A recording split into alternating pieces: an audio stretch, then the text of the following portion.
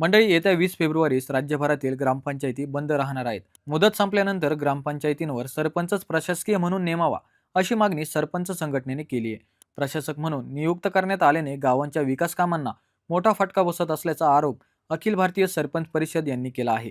शासनाच्या या धोरणाविरोधात 20 फेब्रुवारी रोजी राज्यातील सर्व ग्रामपंचायती एक दिवसीय लाक्षणिक संपावर जाणार असल्याची घोषणा परिषदेचे संस्थापक अध्यक्ष जयंत पाटील यांनी केली आहे. त्यांनी सांगितले, एका प्रशासकाकडे 5 ते 20 गावांचा कारभार दिला जात आहे. त्यामुळे प्रत्येक गावाकडे योग्य लक्ष दिले जात नाही. परिणामी गावातील विविध योजना, विकास कामे आणि उपक्रम रखडत आहेत. ग्रामपंचायतीने निवडून दिलेल्या सरपंचालाच प्रशासक म्हणून नेमणे गरजेचे आहे.